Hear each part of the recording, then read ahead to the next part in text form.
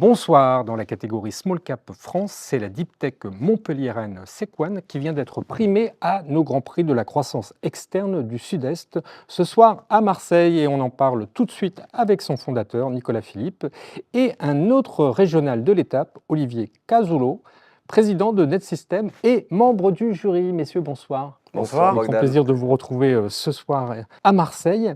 Alors, Nicolas, est-ce que vous pourriez me rappeler l'essentiel sur l'expertise de Sequan? Alors, Sequan vend un logiciel au laboratoire de biologie médicale.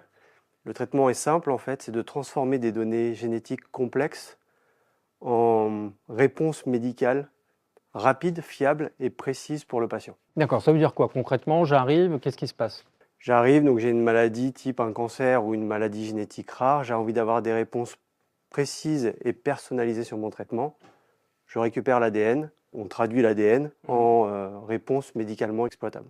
Et ça, vous êtes un des rares au monde à savoir faire ça, ou en Europe ou en France? Il n'y a pas de technologie aussi avancée que vous? Il y a quelques concurrents qui ont des super belles technologies. Je peux en citer quelques-uns comme Sophia Génétique ou Qiagen.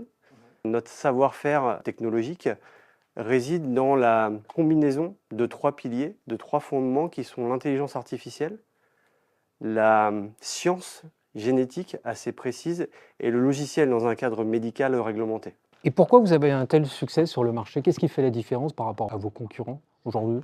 Des solutions à base d'intelligence artificielle. Les biologistes et les médecins qui vont utiliser nos outils ont besoin d'avoir des réponses fiables, mais de comprendre les réponses. C'est comme dans l'aviation, quand vous avez des avions complexes à piloter, à tout moment, donc même s'il y a le pilotage automatique, il faut être capable de comprendre l'avion pour pouvoir piloter manuellement. Donc là, c'est pareil, c'est que même si l'intelligence artificielle permet d'amener des réponses plus précises, plus rapides, et le temps va être important dans cette équation, puisque finalement, plus on va aller vite, plus le patient aura une réponse rapide, plus on va gagner du temps sur sa prise en charge. Cet accompagnement autour de la vitesse doit être complémentarisé par la compréhension du système. Alors Nicolas, si vous êtes là ce soir, c'est parce que notamment vous êtes récompensé pour l'acquisition du britannique Congenica. Congenica qui est né au sein du prestigieux Wellcome Sanger Institute l'an passé. Et alors, deux mots sur ce build-up. Alors déjà, il faut savoir que le Sanger Institute, c'est le pionnier de la première lecture du génome. Donc voilà, ce sont les premières machines qui ont permis de séquencer l'ADN. Et donc, comment vous avez fait pour les racheter? Je crois on les que a séduits. c'était... Oui, c'est sûr, mais il n'y a pas de garde-fou. Non, je Les pense que Britanniques vous ont laissé racheter une boîte comme ça. c'était important en fait. Dans notre croissance, on a été très rapide. Et pour nous, c'était à la fois une acquisition, une croissance externe stratégique, dans le sens effectivement quand on allie deux gros noms, et surtout Congenica, qui était, comme vous le dites, un pionnier du domaine, ça nous a permis d'accélérer notre croissance à l'international très fortement. Et en plus, dans leur équipe, il y a une complémentarité technologique qui a renforcé notre savoir-faire très fortement. Ils ont une combinaison clinique qui nous a permis justement de faire un build-up aussi technologique, et ça, c'était important pour nous. Vous comptez dans votre capital des fonds comme Supernova, qu'on connaît bien, Alaya, IRD Capital Investment, Omnes et Merieux Equity Partners. Qu'est-ce qu'ils vous apportent? Qu'est-ce que vous pouvez faire aujourd'hui avec eux que vous n'auriez pas pu faire sans? Alors évidemment, ils nous apportent des fonds et c'est important parce que les fonds nous permettent d'investir dans notre R&D. Mais au-delà des fonds, ce qui était attendu, c'est à la fois leur expérience dans le domaine des sociétés qui sont en scale-up, leur réseau, et aussi ces discussions stratégiques qu'on peut avoir avec eux lors justement de la croissance externe, lors d'acquisition, ou aussi notre positionnement stratégique sur des marchés internationaux. C'est clair que dans ce secteur-là, il faut être mieux bien entouré de très bons partenaires. Ils en font partie, bien évidemment. Qu'est-ce que votre technologie apporte aux patients et aux labos? Alors ça, c'est une très bonne question, puisque finalement, la première mission de Sequan, et ça fait partie des valeurs qui sont très fortes chez nous, on s'est dit que la médecine génomique, c'est pour moi la clé de voûte de la médecine personnalisée, de la personnalisation des traitements.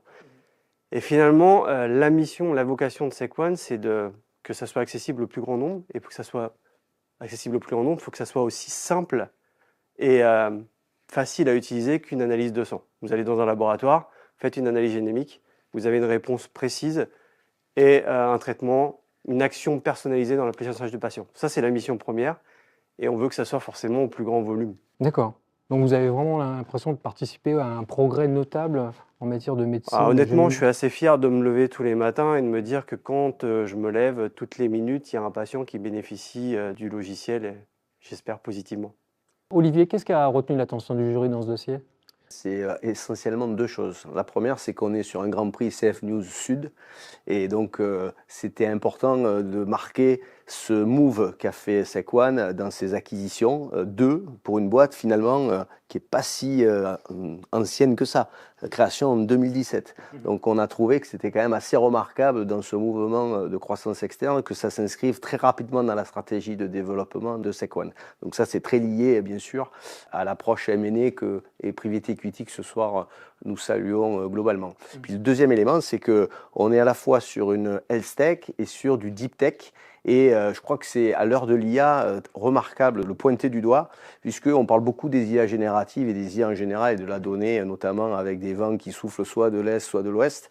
Mais là, on a évidemment un use case franco-français avec une expertise technologique française. Et ça, c'est important de le dire parce que c'est un vrai différenciant que d'avoir des solutions à base d'IA aussi, d'exploitation de la donnée, qui sortent, j'allais dire, des approches grand public, qui sont très précises, très pointues dans leur domaine d'excellence, en l'occurrence ici c'est la recherche sur le génome, et qui viennent là aussi tirer tous les bénéfices qu'apporte l'IA générative. Donc c'est je trouve, un très bon exemple qu'on a voulu mettre en perspective. En tout cas, vous en parlez très bien. Messieurs, merci beaucoup. Merci à vous. Merci.